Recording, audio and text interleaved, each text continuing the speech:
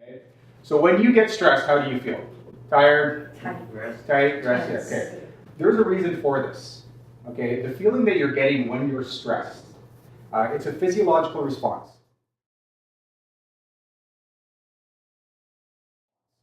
So in other words, it's not just how you feel. Your body's going through a certain response. And what it is it's the fight or flight reflex. Have you guys all heard of this before?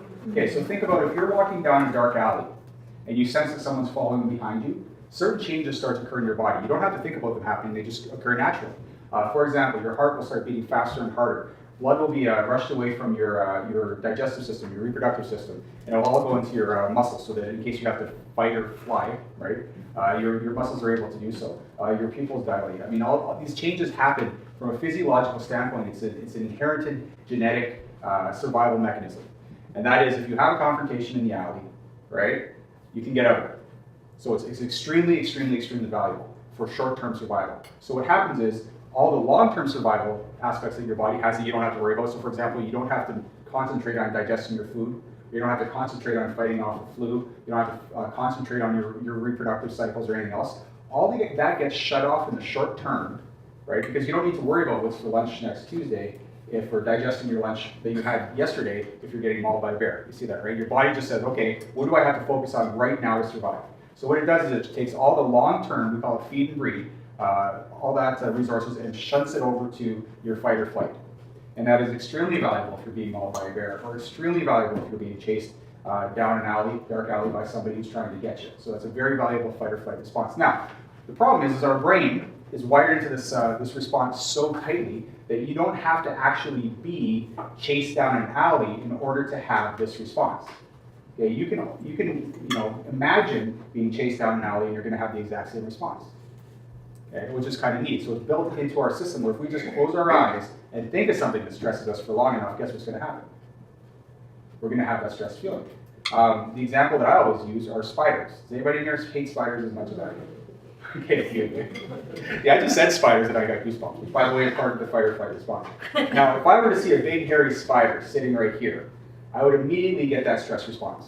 Like immediately, right? I'd be like out the door. I squeal like a girl and I'd be gone, right? Okay. But the way that the body works is I don't even have to see a real spider. I can see a picture of a hairy spider and immediately get that same feeling. And have you guys ever experienced something like that, right? Or seen a picture, if you're afraid of heights, seen a picture looking down and you're like immediately, you're in no danger, but yet your body thinks that you are, right? Or even just close your eyes and think of it. Your body gets the same response. So the problem becomes, it's great, this response is wonderful if you're getting mauled by that bear, or if you're being chased down an alley, and it's short term, and it's over in 5 minutes, or 4 minutes, or 3 minutes, or whatever it is, or even half an hour, and then you go back to your normal homeostasis, which we'll get into a little bit. But the problem is that when it happens for a long period of time, there are a lot of consequences to that when it comes to our health, and that's what we'll get into. So these are some of those stress responses, stress hormones.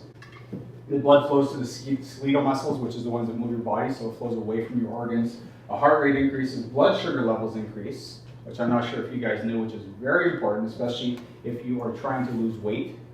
Okay, this will actually lead to, if you're chronically stressed, this will lead to being pre-type 2 diabetic, regardless of what you're eating, which is kind of interesting. It affects your insulin resistance. Blood pressure in arteries goes up. High blood pressure, I'm sure you guys have seen that before, felt that before. Pupils dilate, intestinal muscles relax. So that literally scared you know what this is absolutely true. And your breathing rate increases. And this is all just because, again, everything gets shunted away from the long-term survival and gets shunted towards short-term survival. And it happens through a very, very specific mechanism in the body.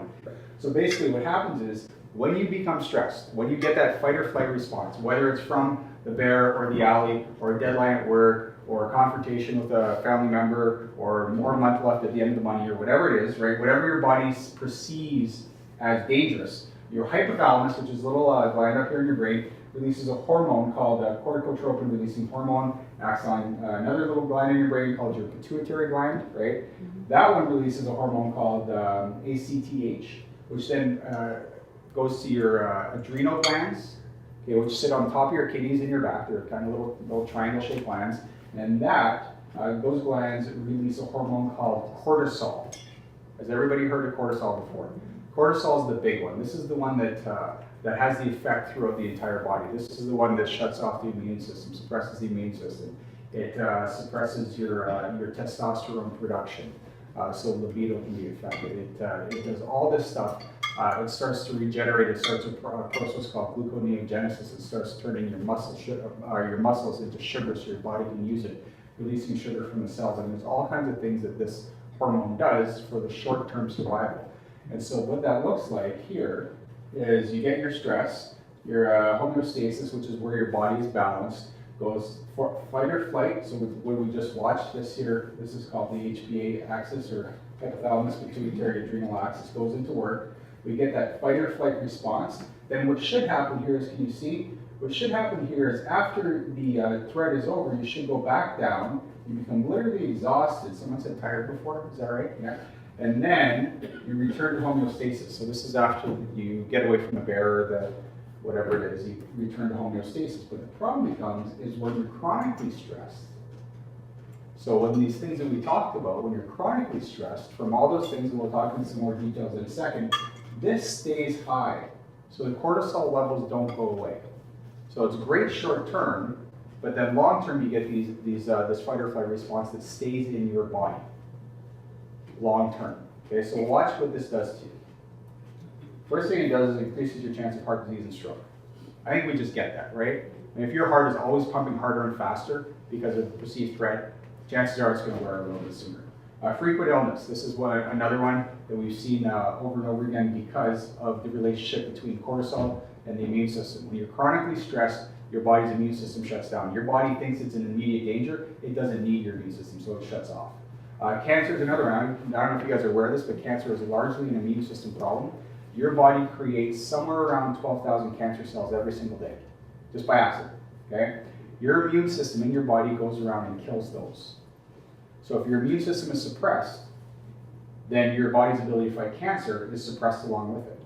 A neat thing that came out, this was, and there's tons and tons of studies now on cancer and stress. There's actually a whole branch of something that didn't exist when I was going through school, or existed very, not very commonly, is there's something called psychoneuroimmunology. You guys heard of this before? So this is where your psycho, your brain, okay, nervous system, immune system, they're all connected. So it is well documented that being stressed has an effect on your immune system, has an effect on fighting off illness, and has an effect on fighting off cancer.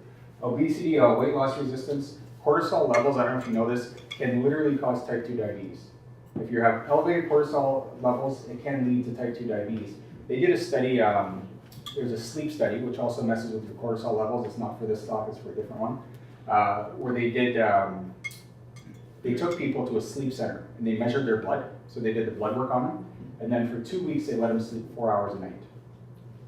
Okay, so after 2 weeks they remeasured their blood, and that causes the cortisol elevation when you don't get to sleep. After 2 weeks they were pre-diabetic. That's after 2 weeks. Okay, then they did something else which I thought was even meaner, is they took another group of people, they gave them 8.5 hours of sleep a night, but it was bad sleep, so they had brain sensors, and every time they fell into that deep restorative sleep, they'd jolt them out of it. Like they wouldn't wake them up, they just jolt them out of it. And at the end of 2 weeks, they had the exact same response. So not only that's just a side as to you need sleep to battle cortisol levels as well, but that's after 2 weeks of elevated cortisol, let alone, how long do you think you've been stressed for?